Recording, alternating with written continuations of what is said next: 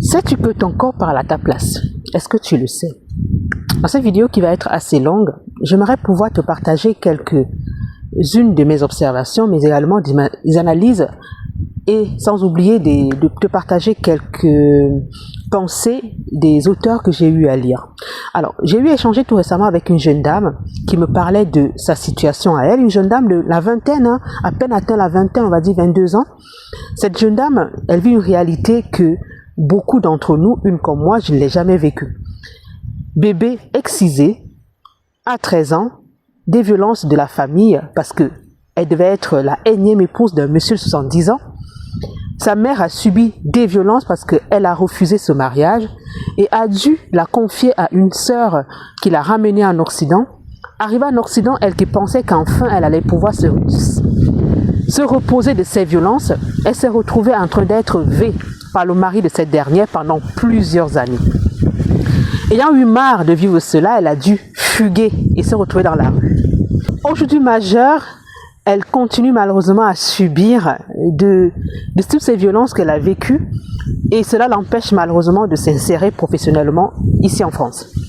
Alors pourquoi je te parle de ce cas? Parce que ce cas montre vraiment, parce que quand j'ai regardé cette jeune dame, j'ai vu en elle une personne qui va malheureusement continuer à subir ce genre de situation, malheureusement. Pourquoi? Parce que tu sais, notre corps parle à notre place. Si tu ne le sais pas, ton corps envoie des messages, des signaux et des informations aux personnes qui savent lire et qui malheureusement vont continuer à la faire subir, cette dame, ou alors à une autre personne, des situations ou des problèmes ou alors des expériences malheureuses. Je vais te parler ici de Lise Bourbeau, qui est une écrivaine canadienne spécialisée dans le développement personnel. Dans son livre « Les 5 blessures qui nous empêchent d'être nous-mêmes », ce livre, justement, elle met en lumière les différentes morphologies et les différentes blessures que portent ces morphologies. Alors, je vais te faire un petit résumé vite fait. Elle parle des personnes très souvent fines, ou alors ayant des difficultés au niveau de leur corps, des morphologies parfois disproportionnées, ou parfois même des anomalies au niveau du corps assez visibles. Et là, elle nous parle de ce type de corps qui est associé à la blessure du rejet. C'est pour cela qu'on va voir une personne qui est porteuse de cette blessure du rejet, très souvent en train d'être lunaire, en train d'être dans l'espace, en train d'être dans un grand rêveur, sont parfois des grands inventeurs, des grands créateurs et des personnes qui innovent le monde en fait par leur créativité. C'est des personnes qui se refugent dans un monde parallèle parce qu'en fait la vie réelle les fait trop peur. Après également on a des personnes qui ont pour blessure émotionnelle l'abandon. L'abandon, c'est des personnes qu'on va voir, elles sont bien physiquement, mais alors c'est des personnes qui ont très souvent tendance à marcher voutrées, elles ont peur, on dirait qu'elles veulent entrer dans le sol, on dirait que lorsqu'elles marchent ou même lorsqu'elles se tiennent, elles ne peuvent pas se tenir d'elles-mêmes, il faut toujours qu'elles aient à poser leurs mains quelque part comme si elles ont besoin d'un support pour pouvoir se tenir. Et c'est très souvent ce type de personnes qui se retrouvent en train de subir des violences physiques et parfois très très lourdes. Et je vais aller plus loin. On va parler ici aussi également des personnes qui souffrent de l'humiliation. C'est des personnes qui s'humilient elles-mêmes au quotidien. Sans pas besoin que les gens les humilient, elles s'humilient elles-mêmes au quotidien. C'est des personnes qui sont parfois obèses. C'est des personnes qui pensent que oui, je fais des régimes, ça ne marche pas, c'est vraiment la blessure d'humiliation que ces personnes sont venues gérer sur terre. C'est leur propre blessure. Tant qu'elles ne résolvent pas ce problème d'humiliation, qui peut se résoudre justement par l'introspection, je vais en dire un peu plus vers la fin. Tant qu'elles ne résolvent pas ce problème, elles vont continuer à prendre de la masse et penser que c'est transgénérationnel, que c'est comme ça qu'elles sont, mais c'est juste qu'elles sont porteuses de la blessure d'humiliation. Après, nous avons les personnes qui souffrent de la trahison. Ces personnes qui souffrent de la trahison sont parfois des belles dames, elles sont vraiment elles sont très belles physiquement, mais elles ne se rendent pas compte qu'elles séduisent les gens pour après les manipuler. C'est des femmes, parfois on va voir les seins bien dehors, les fesses dehors, et parfois même habillées trop sexy, mais après lorsque on les aborde, elles trouvent que on veut leur voilà, on entre dans leur intimité. C'est des personnes qui manipulent par leur corps, mais qui n'assument pas derrière. Et on va voir très souvent, c'est des personnes qui ont encore formé en guitare, des femmes. Les femmes qui sont formées en guitare, c'est de la trahison. Elles sont porteuses de la blessure de la trahison. C'est pas moi qui le dis, c'est le livre de Lise Bourbeau. Et les hommes, on va voir ces hommes qui auront des épaules un peu plus larges que le reste de leur corps. On voit là, c'est des personnes imposantes, c'est des personnes, et là on voit des personnes très souvent qui souffrent de cette trahison, sont parfois être des bons managers, des bons chefs d'entreprise, des bons personnes responsables de groupes, voilà, parce que elles ont cette capacité de rassembler, mais en même temps de manipuler. Après, nous avons également l'injustice. L'injustice, en fait, ce sont des personnes qui elles sont bien physiquement, mais elles ne s'offrent pas les plaisirs du monde, c'est-à-dire que elles ne vont pas s'offrir un vêtement parce qu'elles vont toujours penser que c'est injuste, c'est injuste. C'est des personnes qui ont toujours ce langage dans leur bouche, hein. Et les personnes qui souffrent d'injustice ont tendance à s'habiller en mettant une ceinture là. Donc vraiment, à chaque fois qu'on va la voir, elle est bien habillée, pas chère bien sûr, parce que elle va se voir, qu'elle va avoir l'impression que si elle s'habille cher, cela veut dire que elle ne mérite pas. Et c'est des personnes qui auront tendance à prendre soin de leur corps. Donc vraiment, ayant une hygiène de vie intacte, un corps bien formé, qui sera encore propre, bien à voir, toujours bien habillé, avec une ceinture, ou alors tendance à porter une ceinture au niveau de la taille, mais alors elle ne s'offre pas les plaisirs du monde, c'est-à-dire elle ne s'offre pas ce qui leur revient de droit, parce qu'elle se trouve que si elle s'offre cela, les gens vont penser que c'est injuste, et du coup, elles sont très très dures envers elles-mêmes, en fait.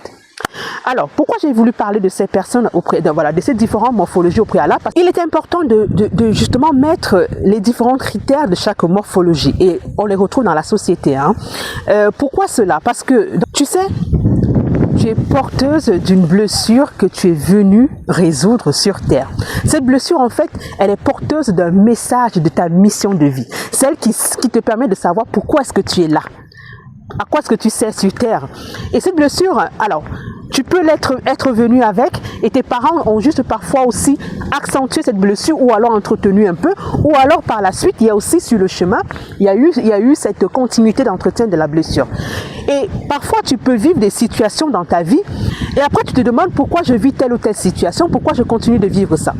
La blessure, ta blessure émotionnelle, tant que tu ne la découvres pas, tant que tu ne la comprends pas, et tant que tu ne cherches pas à comprendre, à avoir le message derrière cette blessure, et à comprendre mieux ta mission de vie, tu vas devoir vivre malheureusement tout ce qu'il y a de négatif qui va te ramener à cette blessure pour que tu fasses l'introspection. D'où l'importance de l'introspection.